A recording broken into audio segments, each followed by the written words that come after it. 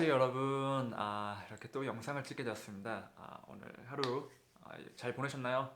저는 이번 일주일 나름대로 만족하고 지내고 있습니다. 네, 나름 만족하게 지내고 있고, 제가 오늘 말씀드릴 얘기는 좋은 버릇을 들이는 방법에 대해서 좀 얘기를 해보려고요. 어, 그리고 또 여담으로 어떻게 하면 롤모델을 잡고 그 롤모델처럼 되기 위해서 내가 무엇을 해야 되는지에 대해서 또 좀 고찰해 보려고 영상을 찍게 되었습니다. 어, 아시다시피 제가 영상 뭐 저를 쭉 봐오신 분이면 모르겠지만 제가 좀 문제가 많았어요. 어, 20살 초반때 말썽도 많이 피우고 특히나 제가 핸드폰 중독이 좀 심하다 보니까 제가 뭐 여차 하면은 핸드폰 보고 유튜브 보고 뭐 다들 겪고 있는 일일 거예요.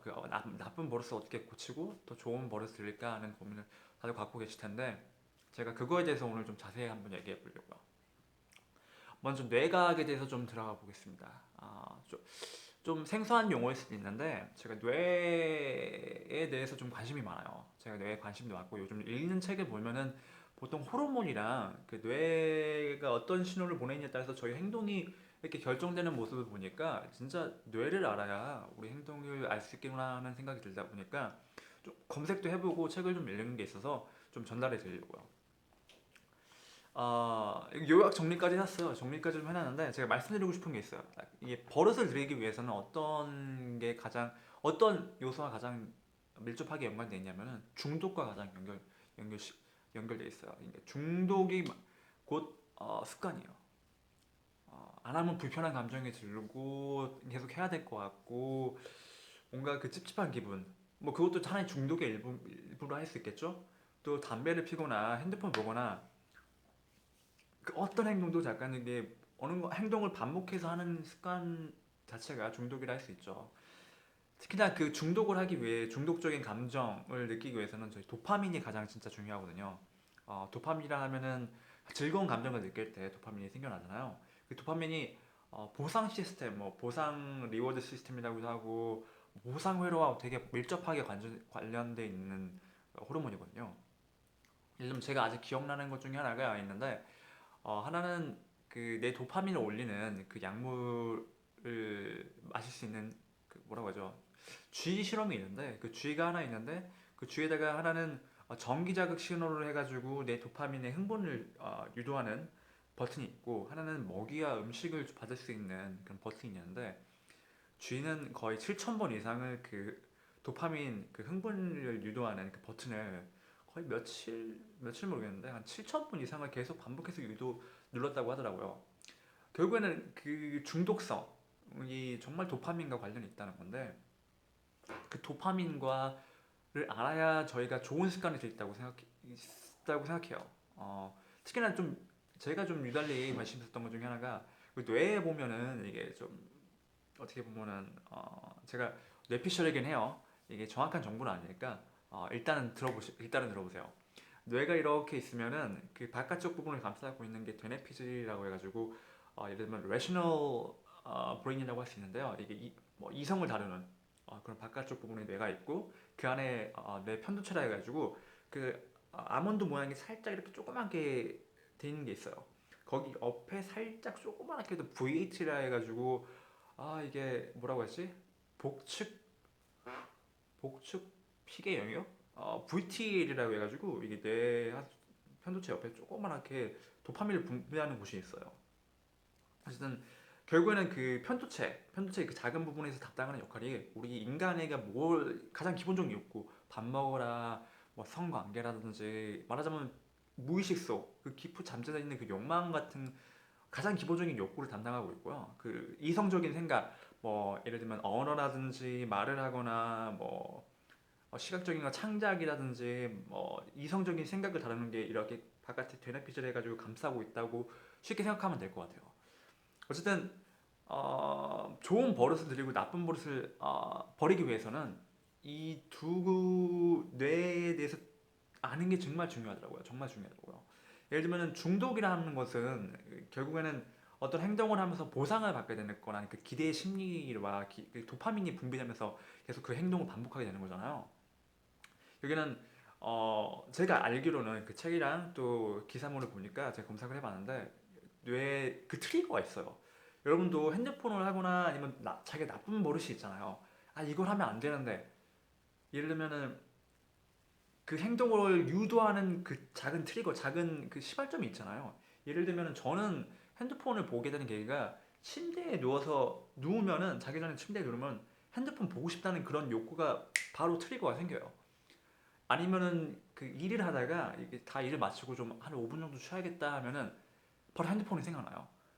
이게 어떤 특정한 행동으로부터 그 유발되는 그 특정한 트리거가 있는데 그거를 감지내셔야 돼요.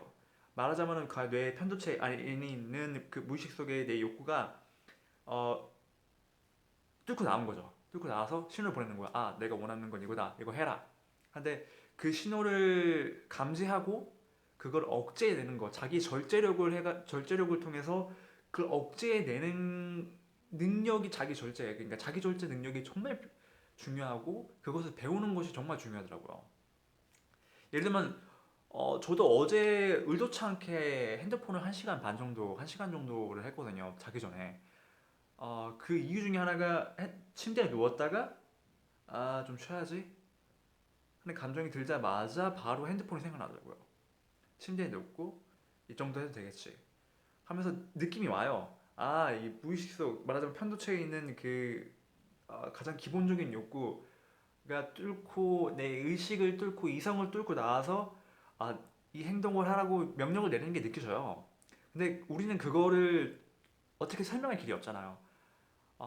그때는 약간 자기 그러니까 감정을 명명하는 것처럼 이거 하니까 좀 괜찮더라고요. 오늘도 오늘 이걸 이렇게 하니까 좀 괜찮더라고요.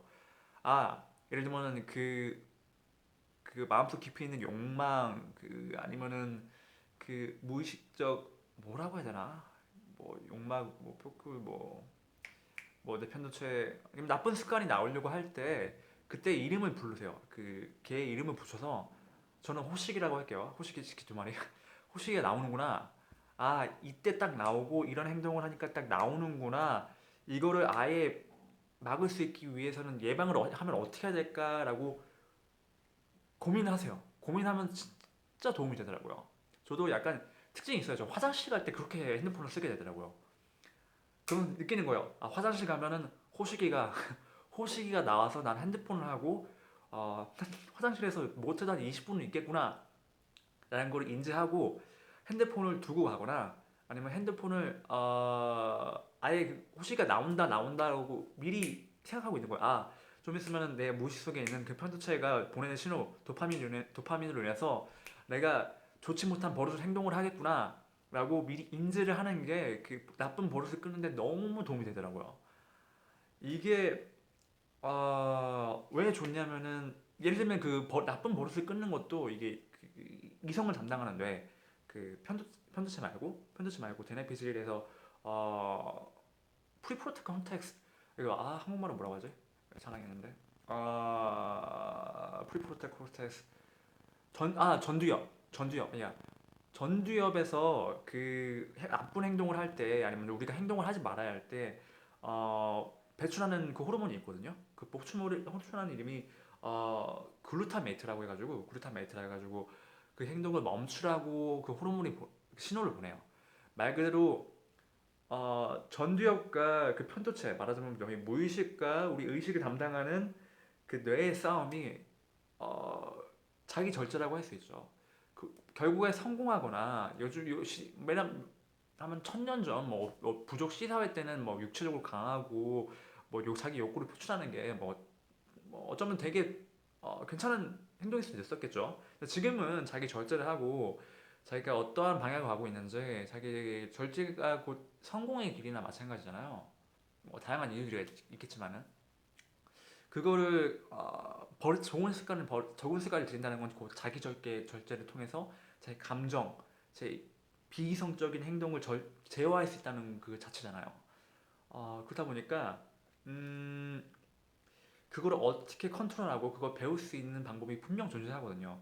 저 같은 경우는 하루를 점검하는 글을 쓰고 그다음에 어떨 때 그 비이성적 사고가 나오는지 캐치하고 그거에 대해서 적고 나하고 그 감정 혹은 그 비이성적 감정이나 욕구가 올라올 때 걔에게 이름을 정해서 오지 말라고 오지 말라고 명명하고 어떠한 행동을 할 때 저는 화장실 갈 때 핸드폰을 자주 하게 되니까 그 핸드폰을 가져가면 안 된다 놓고 가거나 아니면은 어, 필요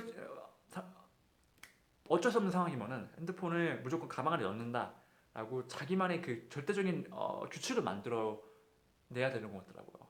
그래서 오늘 제가 진짜 칭찬할 만하게 핸드폰을 뭐 정말 뭐 메시지 몇 개 보내는 거 제외하고는 한 10분 이하? 한 10분 이하로 했어요. 한 10분에서 15분 이하로 했는데 어제는 1시간 이상 했지만 이 방법이 좀 먹히더라고요, 진짜. 아, 호시기가 온다. 비이성적 사고, 편도체에서 나오는 도파민이 분비되고 나쁜 행동을 하라고 신호를 보내는구나. 라고 캐치하는 방법을 캐치하시고 그거에서 언제 어떠한 트리거로 인해서 예를 들면 침대에 누웠거나 아니면 어떠한 행동을 할 때 그런 욕구가 올라오는지 어, 자세히 최대한 자세히 알아보시고 하는 것이 그 나쁜 버릇을 버리고 좋은 습관을 들이는 첫 번째 걸음인 것 같더라고요.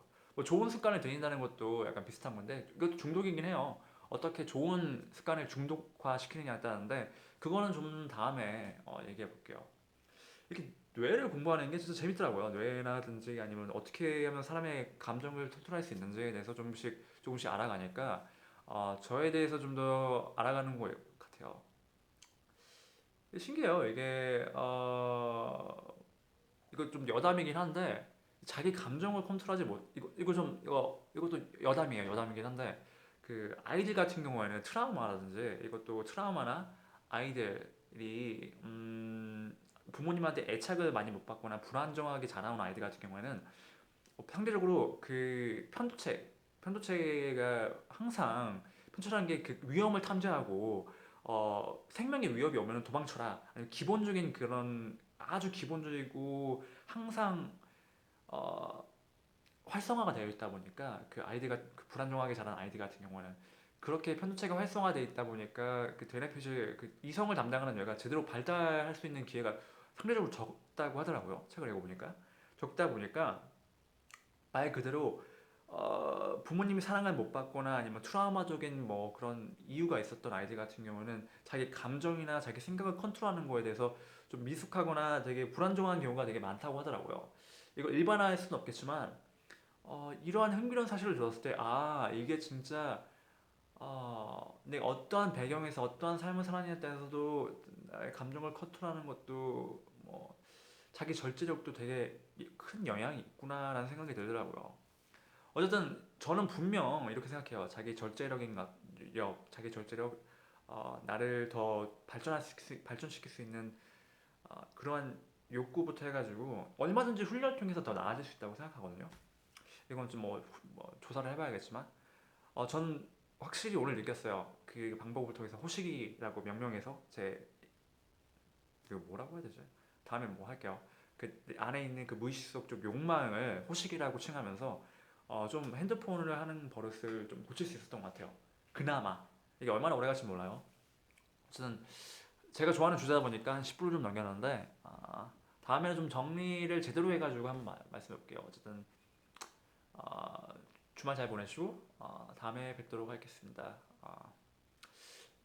뭐 이렇게 조금씩 얘기하다 보면은 편집 없이 얘기하지만은 점점 더 말 솜씨가 또 늘지 않을까 기대해 봅니다. 네, 다음엔 제대로 조사해서 제대로 한번 발표해 볼게요.